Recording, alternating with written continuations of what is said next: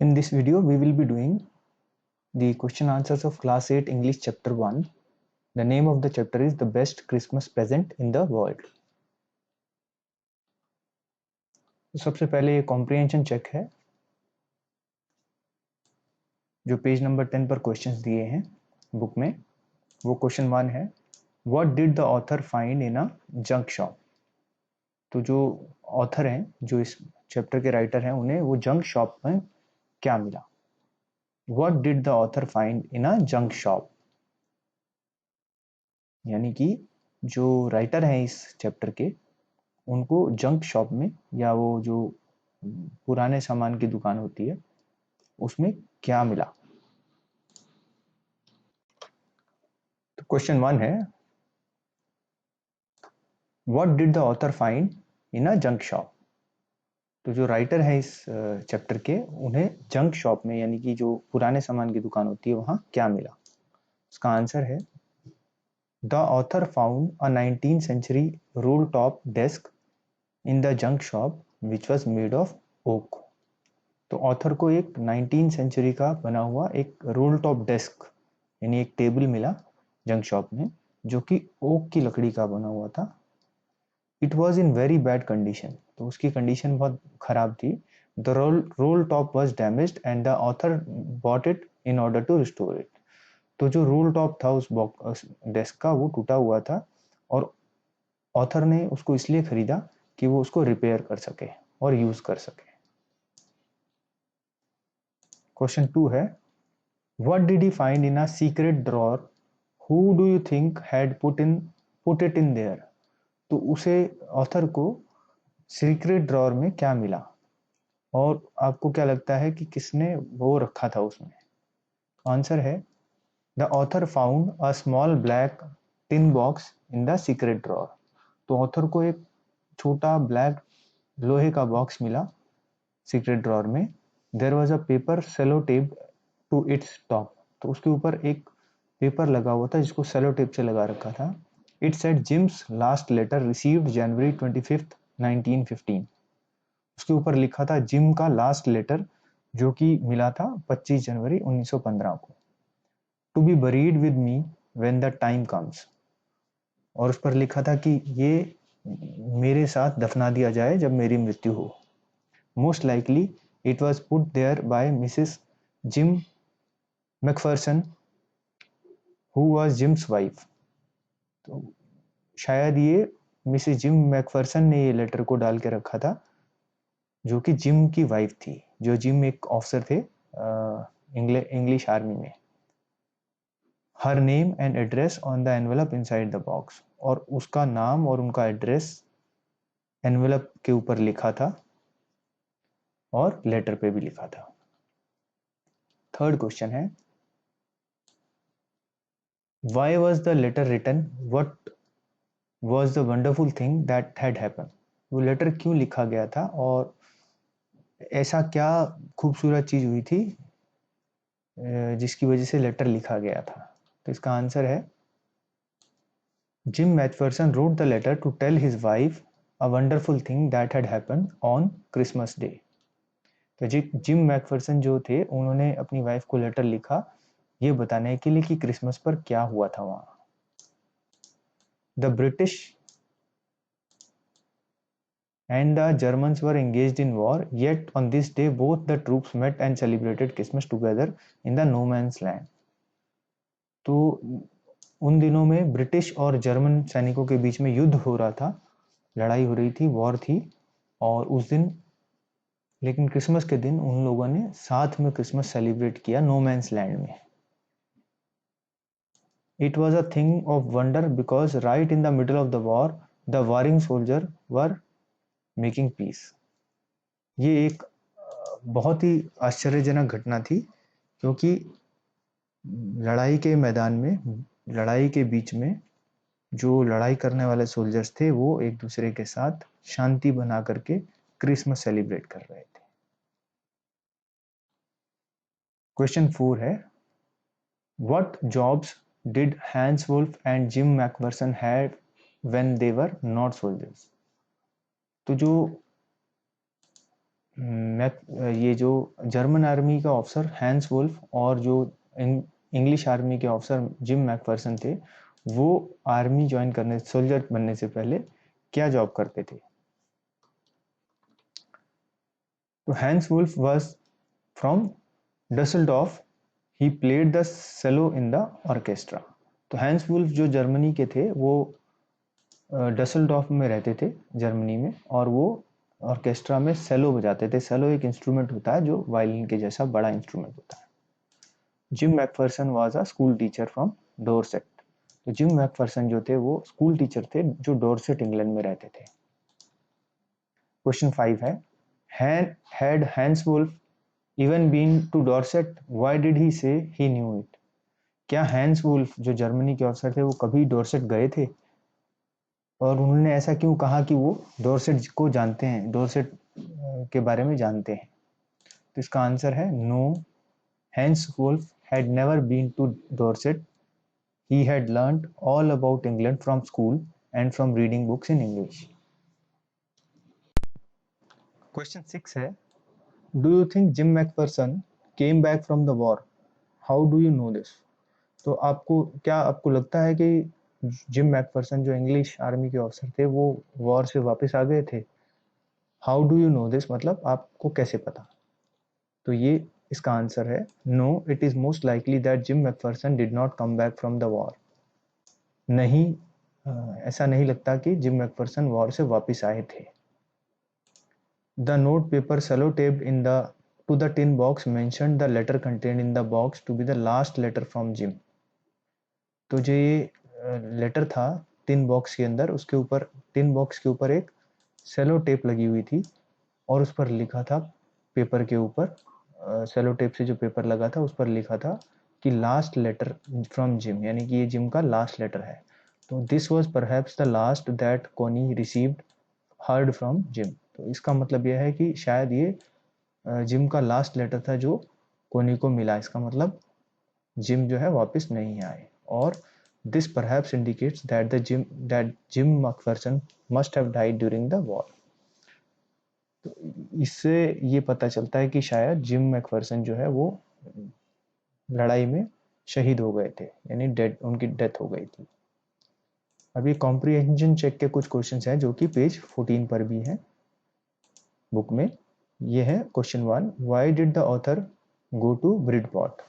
तो ऑथर ब्रिडपॉट क्यों गए? जो राइटर है इस चैप्टर के वो ब्रिडपॉट क्यों गए? तो the author went to Bridport because that was the address of Mrs. McPherson as mentioned on the envelope. तो ऑथर ब्रिडपॉट इसलिए गए क्योंकि जो एनवेलप उनको मिला था, जो लेटर, उसके एनवेलप के ऊपर वही एड्रेस लिखा था ब्रिडपॉट का, जो कि मिसेस मैकफर्सन का था। He wanted to give that letter back to her. जो ऑथर है वो लेटर वापस देना चाहते थे मिसेस मैकफर्सन को। क्वेश्चन 2 है, how old was Mrs McPherson now, where was she? तो मिसेस मैकफर्सन क्या उम्र की थी अब, और वो कहाँ थी? तो इसका आंसर है Mrs Macpherson was 101 year old, she was in a nursing home in Burlington. तो मिसेस मैकफर्सन जो थी वो 101 ईयर की थी और वो एक नर्सिंग होम में, जो कि बर्लिंगटन हाउस में था, वहां पर एडमिटेड थी। कॉम्प्रिहेंशन चेक जो कि पेज 16 पर है बुक में, उसमें क्वेश्चन है। Question 1, who did Connie Macpherson think her visitor was? तो कॉनी मैकफर्सन को क्या लगा कि कौन उनसे मिलने आया है? इसका आंसर है Connie Macpherson thought that her visitor was her husband Jim. तो कॉनी मैकफर्सन को ये लगा कि जो उनको मिलने आए हैं वो उनके हस्बैंड हैं, जिम। क्वेश्चन 2 है, which sentence in the text shows that the visitor will not try to hide did not try to hide his identity?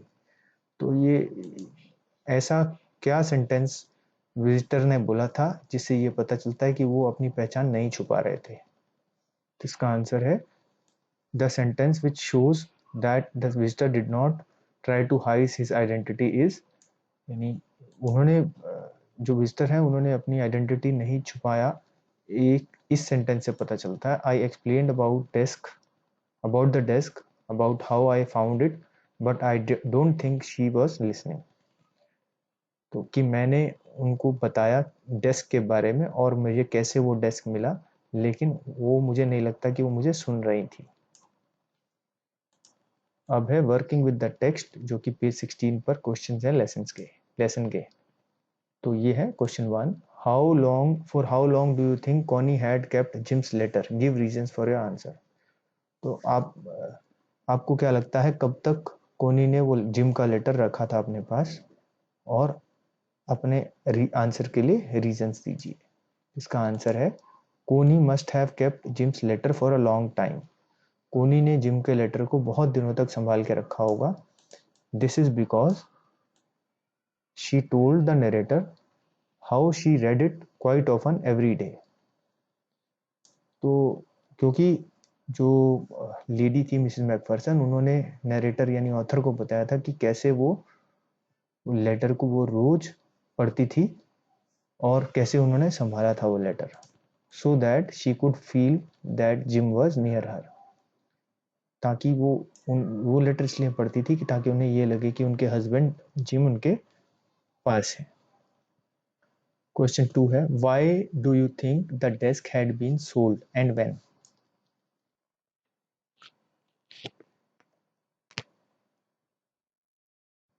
वो डेस्क जो बेचा गया वो क्यों बेचा गया और कैसे बेचा गया, ये क्वेश्चन है। इसका आंसर है, the desk must have been sold when the house in which Connie McPherson lived had caught fire. तो वो जो डेस्क बेचा गया जब एक बार कोनी मैकफरसन के घर को आग लग गई थी, और फिर she was taken to nursing home, और फिर उनको नर्सिंग होम में ले जाया गया था।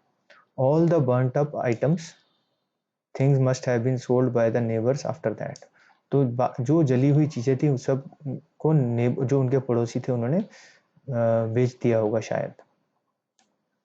Why do Jim and Hans think that games of or sports are good ways to resolving conflicts? Do you agree? Gym और हैंस ये दोनों को ऐसा क्यों लगता था कि गेम्स या स्पोर्ट्स अच्छा तरीका है लड़ाई को रिजॉल्व करने का, इश्यूज को रिजॉल्व करने का। क्या आप इससे, डू यू एग्री का मीनिंग है क्या आप इससे एग्री करते हैं? The Jim and Hans thought that games और sports are good way to resolving conflicts because nobody dies in matches. Jim और हंस दोनों को ऐसा लगता था कि गेम्स और स्पोर्ट्स कन्फ्लिक्ट्स को रिजॉल्व करने का अच्छा तरीका है, क्योंकि मैचेस में कोई नहीं मरता है। No children are orphaned and no wives are widows, यानी कोई बच्चे अनाथ नहीं होते क्योंकि उनके माता पिता सुरक्षित होते हैं, और कोई लेडी विधवा नहीं होती है। Due to these reasons games are good ways of resolving conflicts. इस कारण से ही गेम्स जो है वो कॉन्फ्लिक्ट्स को रिजॉल्व करने का बहुत अच्छा तरीका है। Wars only lead to death and devastation. तो जो लड़ाई होती है वो, वॉर्स जो होती हैं देशों के बीच में, वो डेथ यानी डेथ और डिवास्टेशन से, उनमें जो वॉर्स होती हैं उनमें सिर्फ डेथ और डिवास्टेशन ही होता है, यानी कि बर्बादी और मृत्यु होती है लोगों की। क्वेश्चन 4 है, do you think the soldiers of the two armies are like each other और different from each other? Find evidence from the story to support your answer. क्या आप मानते हैं कि सोल्जर्स, दोनों आर्मीज के जो सोल्जर्स थे वो एक जैसे थे या अलग अलग थे? फाइंड एविडेंस यानी जो स्टोरी में जो सबूत आपको मिलते हैं आपके बात को से सहमत होते हुए, वो बताइए। तो the soldiers of the two armies were like each other. जो दोनों आर्मीज, जर्मन आर्मी और इंग्लिश आर्मी थी, उनके सोल्जर्स एक जैसे थे। Both the troop celebrated Christmas with each other. दोनों ने एक दूसरे के साथ क्रिसमस अच्छे से सेलिब्रेट किया। दे शेयर्ड ईच अदर्स फूड, और उन्होंने एक दूसरे के साथ खाना शेयर भी किया। All of them were smoking, laughing, talking, drinking and eating. सब लोग स्मोकिंग कर रहे थे, हंस रहे थे, बात कर रहे थे, ड्रिंकिंग कर रहे थे और खा रहे थे। They even talked about the books they liked. उन्होंने आपस में जो बुक्स उनको अच्छी लगती हैं उसके बारे में बात किया। दे अग्रीड अबाउट एवरीथिंग, और वो एक दूसरे से ज़्यादातर बातों पे, हर बात पर एग्री करते थे, सहमत थे। They also played a game of football for which both officers also cheered, clapped hands and stamped feet. उन्होंने आपस में एक फुटबॉल का गेम भी खेला और जिसमें दोनों ऑफिसर्स ने चीयरिंग की, यानी उनका मोराल बढ़ाया और तालियां बजाई और जोर जोर से पैर भी मारे। They also exchange carols at night. तो वो क्रिसमस कैरल्स जो गाते हैं वो भी उन्होंने एक दूसरे के साथ शेयर करी और गाई, एक दूसरे के लिए गाई। More over they had the same view that Wars only brought death and destruction. और सबसे बड़ी बात यह है कि दोनों तरफ के जो सोल्जर्स थे वो दोनों ही ये मानते थे कि जो लड़ाई है वो सिर्फ बर्बादी लाती है और लोगों को मारती है। And they hoped that each would be alive to see his family. और वो आशा करते थे, दोनों तरफ के ही लोग, कि सब लोग जिंदा रहेंगे अपनी फैमिली से मिलने के लिए दोबारा। All these instances show that the soldiers of the two armies were similar to each other. और ये जितनी भी घटनाएं थी क्रिसमस के दिन जो हुआ था, उससे पता चलता है कि दोनों तरफ के सोल्जर्स लगभग एक जैसे ही थे। क्वेश्चन 5 है, mention the various ways in which the British and the German soldiers became friends and find things in common at Christmas। तो कुछ ऐसी चीज़ों के बारे में बताइए जो कि जर्मन और ब्रिटिश सोल्जर्स को जिसकी वजह से जर्मन और ब्रिटिश सोल्जर्स जो थे वो फ्रेंड्स बन गए, और ऐसी क्या चीज़ कॉमन हुई जो क्रिसमस पर उन दोनों ने की। इसका आंसर है the British and the German troop celebrated Christmas with each other. तो ब्रिटिश एंड जर्मन सोल्जर्स जो थे वो उन दोनों ने क्रिसमस एक साथ सेलिब्रेट किया। They enjoyed each others food, all of them were smoking, laughing, drinking and eating. उन्होंने एक दूसरे के साथ खाना शेयर किया और एक दूसरे के साथ बातें की, स्मोकिंग की, लाफिंग, हंसे, ड्रिंकिंग की और खाना खाया। Hans Wolf and Jim Macpherson share the cake Connie had baked. तो हैंस वुल्फ जो जर्मन ऑफिसर थे और जिम मैकफर्सन जो थे वो इंग्लैंड के ऑफिसर थे, उन दोनों ने वो केक खाया जो कि जिम मैकफर्सन की वाइफ कोनी ने उसके लिए बनाया था।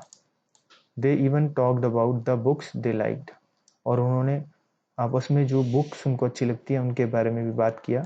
They agreed about everything. उन्होंने लगभग हर चीज के ऊपर एग्री किया आपस में, यानी एक दूसरे से सहमत थे। Troops played a game of football for which both hands and gym cheered. तो क्लैप्ड हैंड्स एंड स्टैम्पेड। तो उन्होंने आपस में फुटबॉल भी खेला और दोनों ऑफिसर्स ने वो मैच खेलते वक्त मैच देखा और चीयरिंग भी किया। They also exchange carols at night. तो उन्होंने रात को एक दूसरे के लिए क्रिसमस के कैरल्स भी गाए, क्रिसमस के गाने गाए। In this way they celebrated Christmas together, finding a lot in common between them.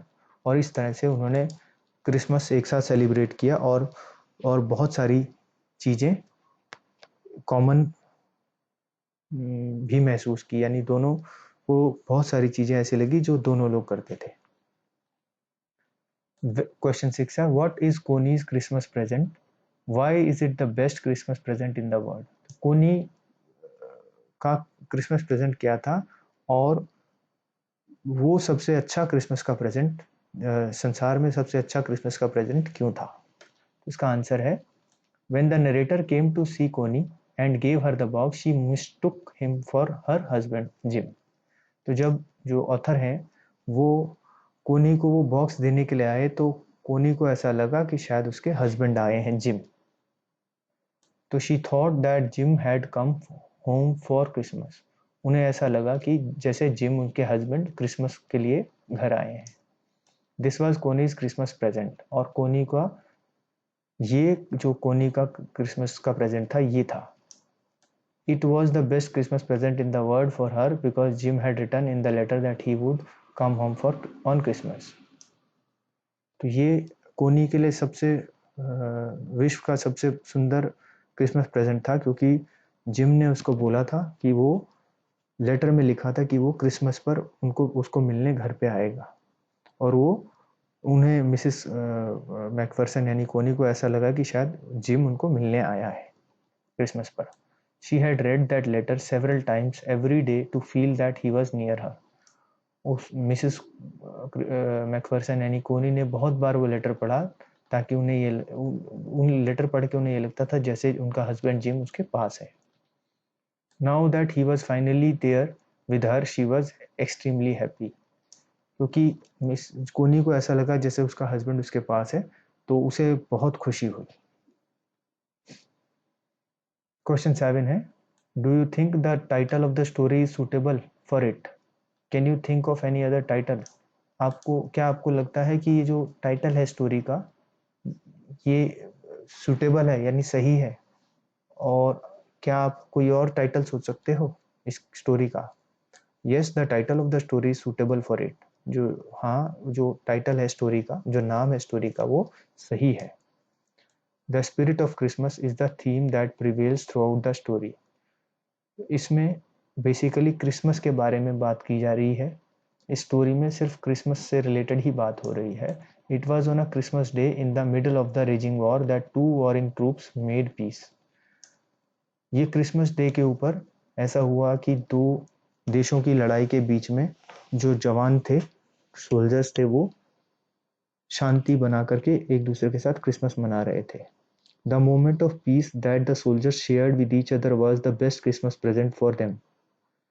तो जिस क्षण में वो लोग आपस में एक दूसरे के साथ क्रिसमस मना रहे थे, वो उनका सबसे बढ़िया क्रिसमस प्रेजेंट था. Again it was on a Christmas day that the narrator went to see Mrs Macpherson. और फिर बाद में भी क्रिसमस के दिन ही जो ऑथर थे वो मिसेस मैकफरसन को मिलने के लिए गए और उनको वो लेटर वापस देने के लिए गए. He went to return her husband's letter to her. यानी वो ऑथर जो थे वो उनको मिसेस मैकफरसन को उनके हस्बैंड का लिखा हुआ लेटर वापस देने गए. The letter was precious to her, but even more precious was her delusion that the narrator was her husband Jim, who she believed had returned on as promised on Christmas Day. Letter बहुत कीमती था, लेकिन उससे भी ज़्यादा कीमती था उनको, जो मिसेस मैकफरसन को जो धोखा हुआ, डिल्यूजन हुआ, कि उन्हें लगा कि जैसे उनका हस्बैंड उनको मिलने आए हैं, जैसे उसने लेटर में उनको प्रॉमिस किया था क्रिसमस डे पर आने का. This was the best Christmas present in the world for her. और ये मिसेस मैकफरसन के लिए सबसे बड़ा और सबसे अच्छा तोहफा था दुनिया में क्रिसमस का.